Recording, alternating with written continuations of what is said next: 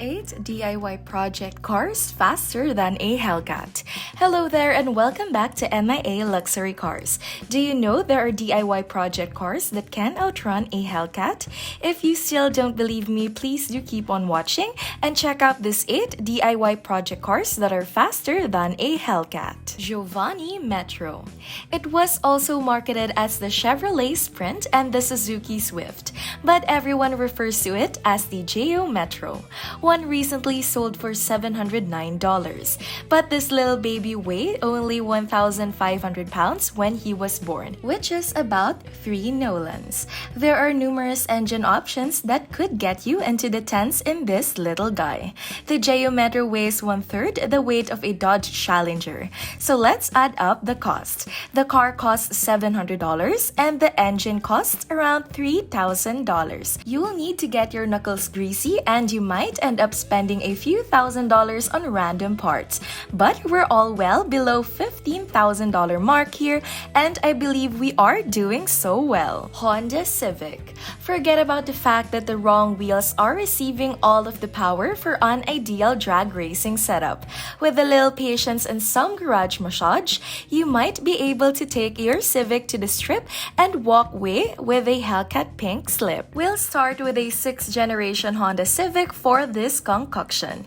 That's the one from the mid-90s with K20 swap from the late 2000s Civic Si. K-swaps are insanely popular right now and for a good reason. Because they were used in so many things, you can find these engines everywhere for dirt cheap. They produce plenty of power and are relatively simple to swap. This isn't the only K you'll find on this list. This hypothetical build, however, does not end with an engine swap. The rest of the K20's internals, believe it or not, are capable of handling 400 horsepower or more. We priced out the items I just mentioned, as well as the entire build, including the car. Corners come in at around $10,000 if you do the work yourself. You might be skeptical of a Civic defeating a Hellcat. Eclipse, Talon, and Razor.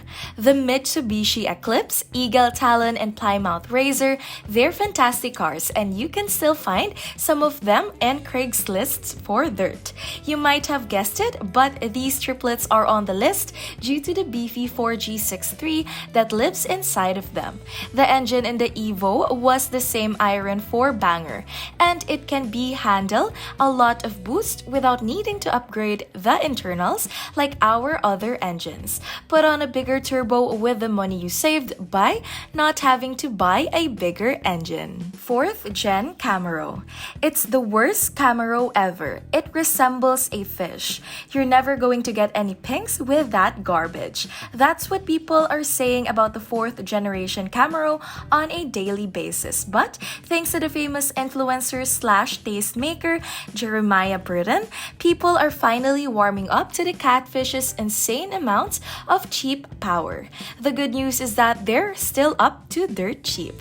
If you buy one more 1998, you'll have LS power on your side. Those are big boy horsepowers, don't you think? That's a lot of opportunities. A stock Camaro SS produces slightly more than 300 horsepower. We're going to squirt 200 shots nitrous into there. If you're not familiar, that means we're adding about 200 horsepower of nitrous. While we're at it, why not throw in some cams and headers? So we've now surpassed 500 horsepower. Still not quite there, but the most effective way to go faster is to lose weight. And the catfish has a lot of weight to lose. Who needs a backseat? Goodbye passenger seat. Chevy S10. It shouldn't be too difficult to find a 1st or 2nd generation S10. With a 4.3-liter V6, after you've obtained your S10, go to the junkyard and obtain a 700 R4 4-speed transmission from a C4 Corvette, as you'll need it to handle the amount of power we're about to receive. Then upgrade the engine's internals. internals. I'm talking about forged crankshafts, rods, pistons, and the whole shebang. Add a turbo and an intercooler, and we're ready to go. Simply upgrade the internals, I say nonchalantly, but it's a lot of work. This is not a beginner's project, and paying for this labor would be prohibitively expensive. So let's say turbos or forged internals aren't your things. There is another option. Chevrolet does not only sell automobiles, but they also sell engines, great engines, and the other useful items. Walmart sells refurbished 454 big blocks for around $6,000 with a warranty. Put on some heathers, a turbo 400 transmission, a narrow 12-bolt year end, and some fat rubies. All of this in a lightweight mini truck puts us dangerously close to $15,000 limit. But this setup will get the job done properly, and you may even be able to drive it at home. VW Beetle. They made 22 million Volkswagen Bugs between 1938 and 2003, and it was invented by Hitler. While the Beetle's power more than doubled in its 65-year run, the 50 little innocent horses and the Beetle managed to pump out of its air-cooled engine still isn't very impressive. Turns out there's another company that makes some pretty good flat fours.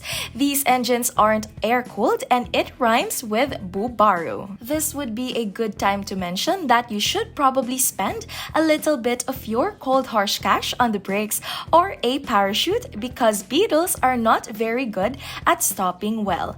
So what's the price? Okay, let's say $1,500 for the car, $1,500 for a good, as in won't blow up for the first time and you turn it on the engine, $1,500 for the eBay turbo stuff and everything else, and we're at like $6,000.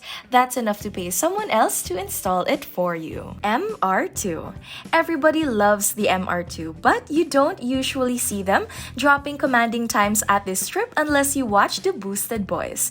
In stock form, the MR2 is not putting down much more than 200 horsepower. And since the MR2 is super light and mid-engine, we don't need a ton of power to compete with Dodge's 707 horsepower. Around 400 should be enough, and 400 is definitely doable in a K24.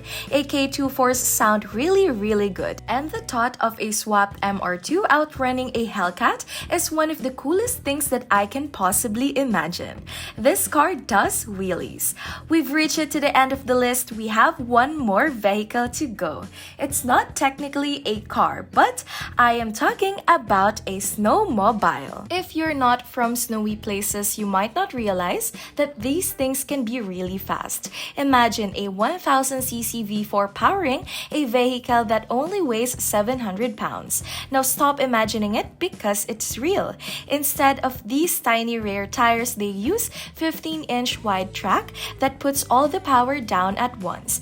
And I know it sounds silly, but snowmobiles hook hard and can put down 9-second quarter miles. Snowmobiles have ridiculous turnover, and you can buy them way cheaper and at the end of the snowy season when everyone decides. With about $3,000 spent on a special rear truck and suspension upgrades to convert it to an Eclipse racing. These things start in a low 11S. But with a little bit of tuning, people are routinely putting down 9s and even 8-second quarter mile times. Is it cheating? Well, going fast is never cheating. This is without a doubt the cheapest and easiest way to beat a Hellcat. Period.